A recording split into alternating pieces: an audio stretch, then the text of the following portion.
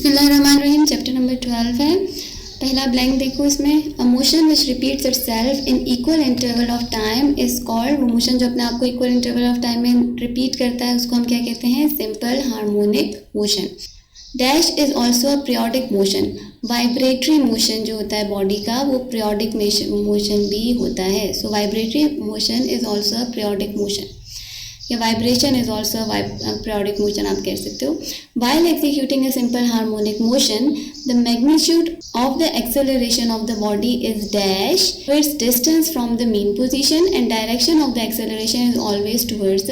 बेटा देखो, जब आप पेंडुलम की बात करते हो, ये सिंपल हार्मोनिक मोशन आप कह रहे हो ये पेंडुलम है जो एक पॉइंट से दूसरे पॉइंट पे अपना मोशन रिपीट कर रहा है। इसका जो मोशन होता है ये एग्जांपल होती है of simple harmonic motion. Description में मैं आपको इस चैप्टर के लिंक्स डाल दूंगी। ये चैप्टर मैंने कवर कराया है, वहाँ से आप सारे लिंक्स देख सकते हो, सारे टॉपिक्स देख सकते हो। ये जो डिस्टेंस होता है, मैग्नीट्यूड, ये जो मकदार होती है एक्सेलरेशन की, वो डिपेंड करती है, डायरेक्टली डिपेंड करती है, डायरेक्टली प्रोपोर्शनल होती है from the distance of the mean position. यानी आप इसको जितना पीछे लेकर जाओगे, जितना दूर लेकर जाओगे, उतनी ज़्यादा एक्सेलरेशन, उतनी ज़्यादा तेज़ी से ही मीन पोजीशन की तरफ आएगी।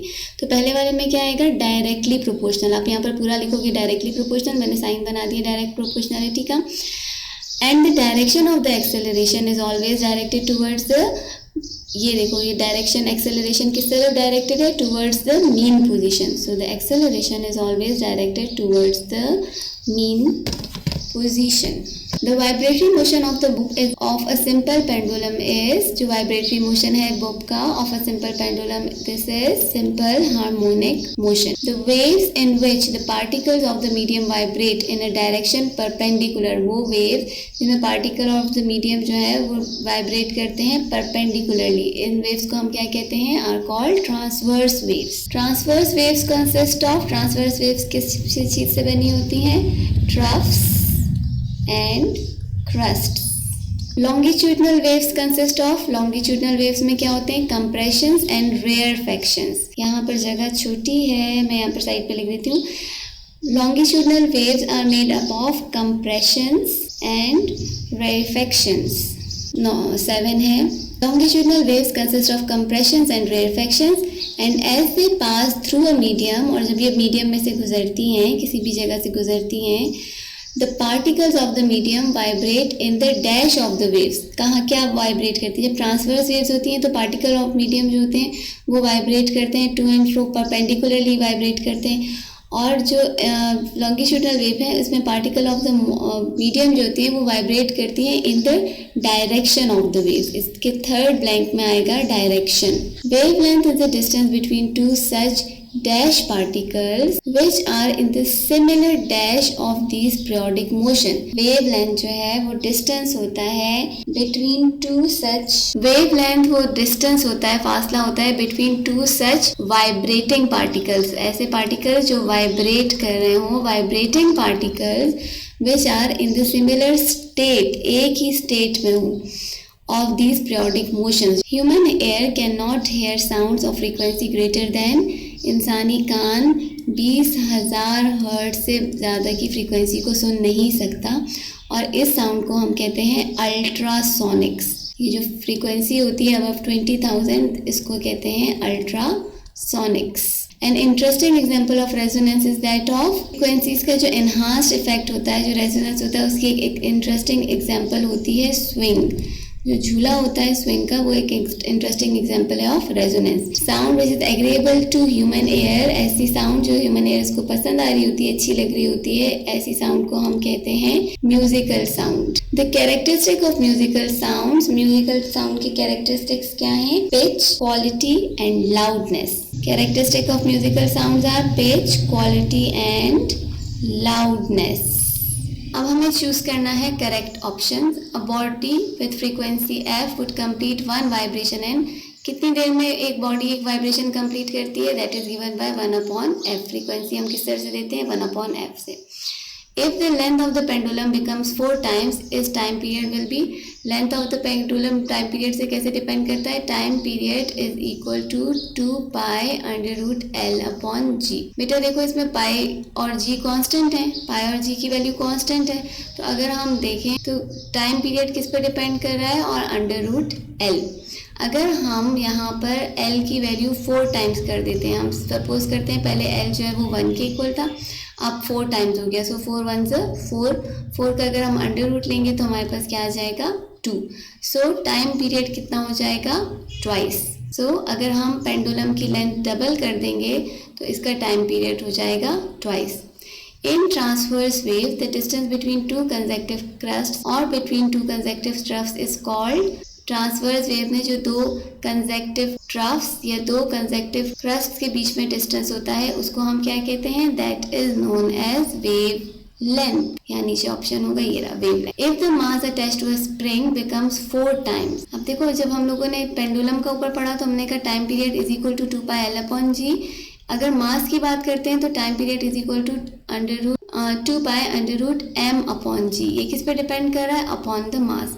यहाँ पर भी हम कह सकते हैं कि टाइम पीरियड जो है वो डायरेक्टली प्रोपोर्शनल है to under root M.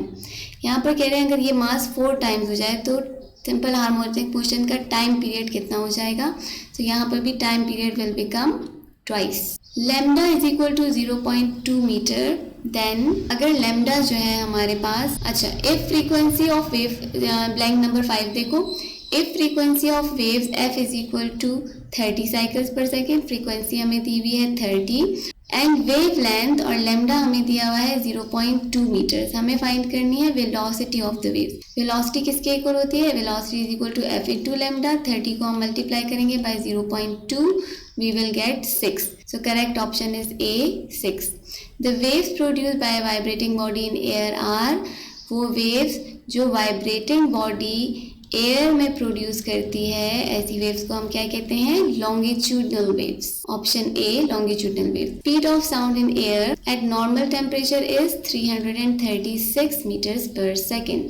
Again option A, 336 metres per second is correct. Pick true and false amplitude, इसको मैं थोड़ा सा बड़ा करती हूँ ताकि हमें सही से दिखे।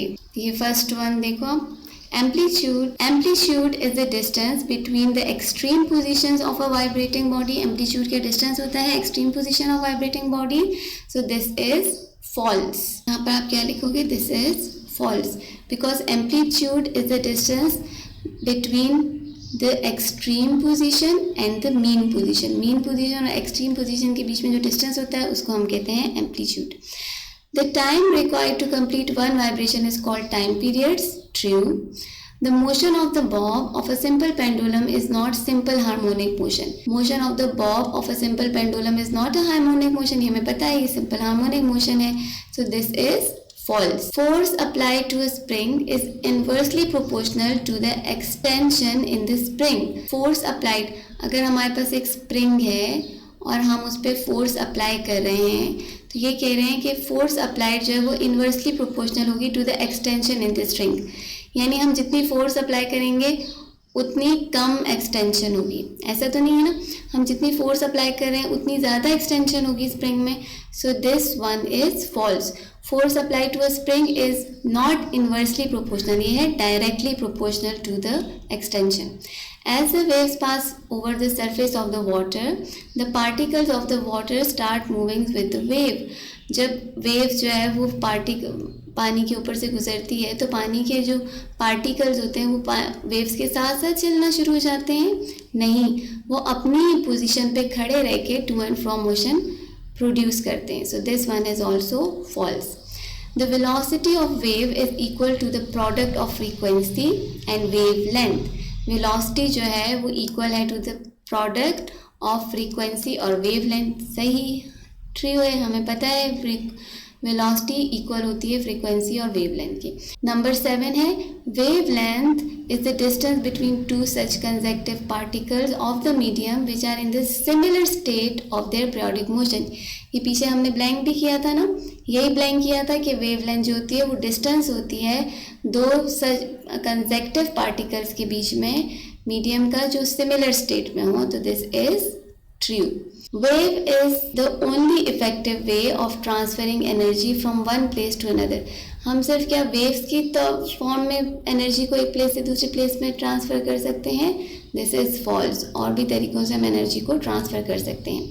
The pitch of the sound increases if frequency of the vibrating body is increase. अगर हम फ्रीक्वेंसी को इंक्रीज करेंगे तो पिच भी इंक्रीज हो जाएगी. True. Number 10, generally pitch of the sound of women is lower than the pitch of the sound of the man. No, औरतों की आवाज़ की पिच बहुत हाई होती है.